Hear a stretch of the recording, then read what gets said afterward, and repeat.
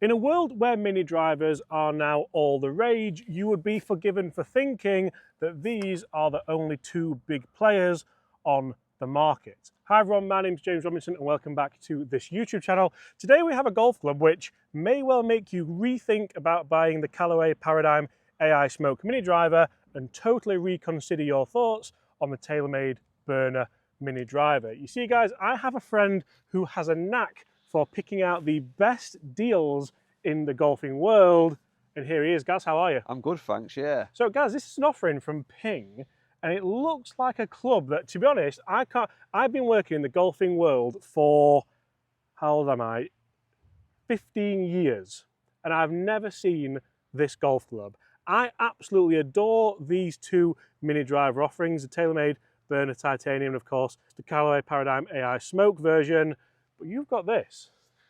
So first of all, talk me through what this is. Talk me through, obviously we see it's a Ping, we see it's called the Stretch, but could this potentially be a little bit more of a budget option if you didn't want to spend big money on these two? It's almost a two-wood, James. It's like a giant three-wood. Yeah. It's a Stretch version of the G-Series three-wood. It's 13 degrees in loft, which Yeah. is adjustable down to 12. So really, you could make that an absolute beast, couldn't you? Yeah, it also goes up to sort of like 14 and a half. Yeah. But again, you know, it's an alternative to a driver for somebody who struggles with driver. Yeah. And I think you wouldn't lose a great deal of distance, you know. I because- have to wonder what happened with Ping, why this Stretch 3 isn't still a thing, because mini drivers, yes, they are all the rage, but they've been big for ages now, and the fact that Ping had this in their lineup, people were buying it, but it just never really took off. Look at where that solway is. I've never seen a more central solway in my life. It's usually either right at the back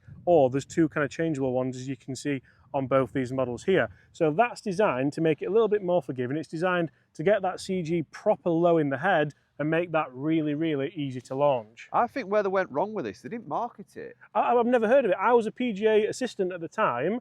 The G range was out. I was probably doing fittings as well, and I never heard of it. Guys, could you hit us a couple? Yeah, kick off. So it were on their website at the time it were released. Yeah. But PGA Pros never had it in stock. American Golf, all the high street retailers. Were you at and American Golf at websites. this time, do you think? I think I would have been, yeah.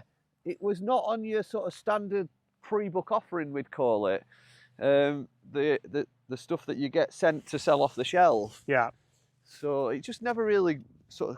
And looks-wise, I think it really does compete nicely with both the Callaway and the TaylorMade. There's some really big offerings, or should I say, really mini offerings coming in the new year when it comes to mini drivers, as we know. And that's just such a nice kind of low knuckleball ball flight, isn't it? Yeah, I'll put on screen now some of the shots that you've hit earlier in the day with this club, because you took me by total surprise with it, to be honest. That's going to be a good one to put against each other. I've hit them. Put that for a strike. That's lovely, isn't it? Yeah. It's a Gary Martin inch, that. There's not a lot in that, mate. When you think about the size of the head, it's probably just the size of the head. The shaft's the same. Yeah. Oh, yeah, good point. Very good It's all about point. the size of the head, Gaz. Well observed. Nice. Do you know what? I think it's more forgiving than I'm giving it credit for. Because, That's gone miles.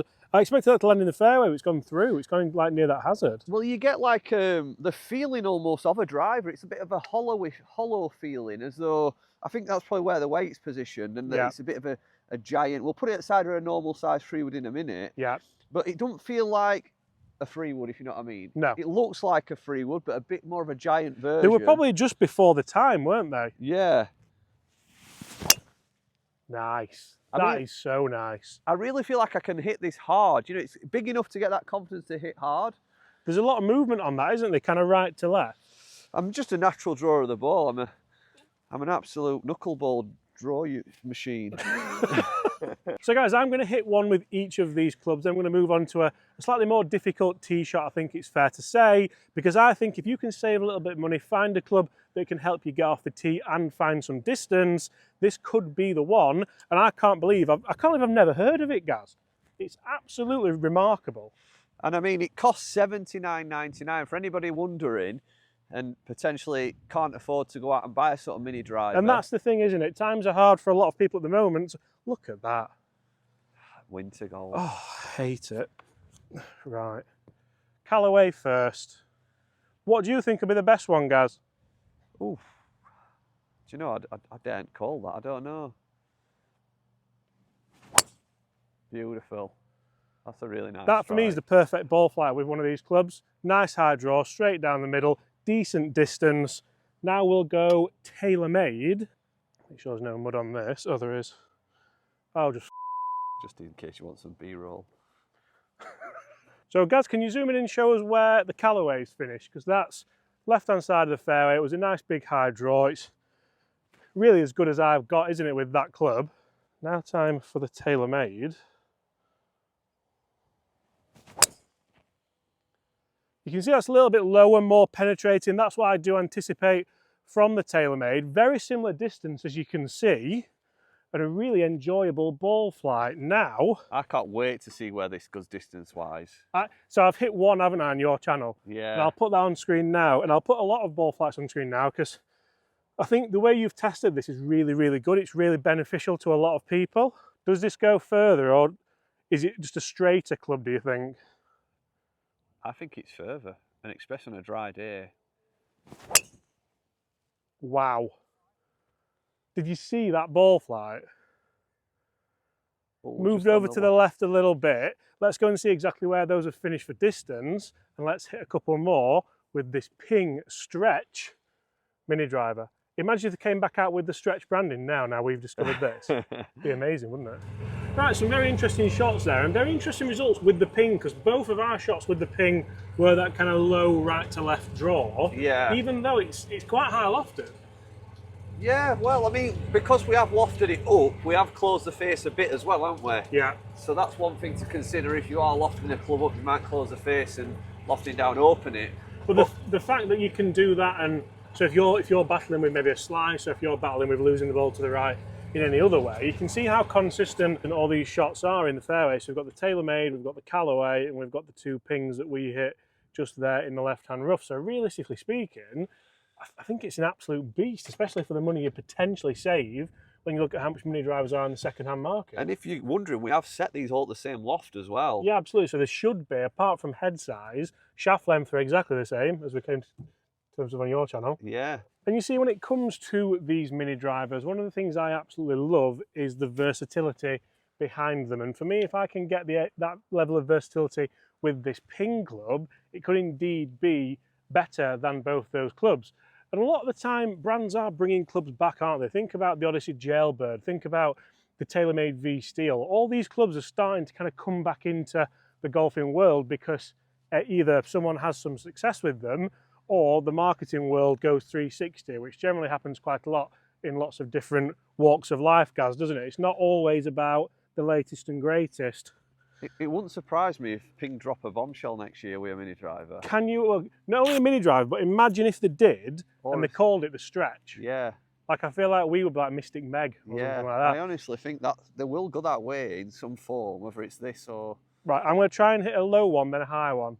Yeah. Because that, I think if you can do that with a forgiving club, it pretty much does everything for you. That's the low one. A little bit of a cut, probably a little bit more cutting than what I wanted, but it's done what I wanted it to do, hasn't it? Yeah. It's gone low and it's chased down the middle of the fairway. Now, I feel like I should be able to flight this up, obviously with where the central weighting is. Shot. It's a lovely high one just down the left-hand side. So it's certainly doing what I want it to do there. It's turned over a little bit and the low one was maybe a little bit cutty. But Gaz, what's the ideal shape that you'd see with this, an ideal trajectory? Do you know what? I think it's one that I could see myself standing and aiming a bit right and drawing. Like I've just done with that last one. Like you've just done on the last, obviously. Because we're not used to it, you've aimed straight and drawn it. But I think you could get used to playing a bit of a high draw with that. Yeah. Send us one. Go on then. Let's see if we can do it. Put his money where his mouth is. And I think if I were gaming it, I'd put it onto the big plus as well. So yeah. I'd get it up to probably 14.5. And that's interesting because so many people would probably loft it down thinking that that's going to go further.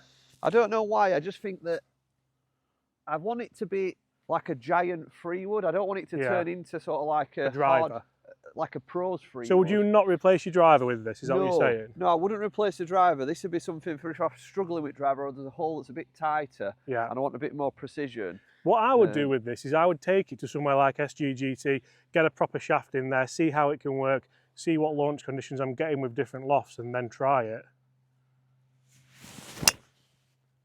Wow, I bet that's a skinny one as well, is it?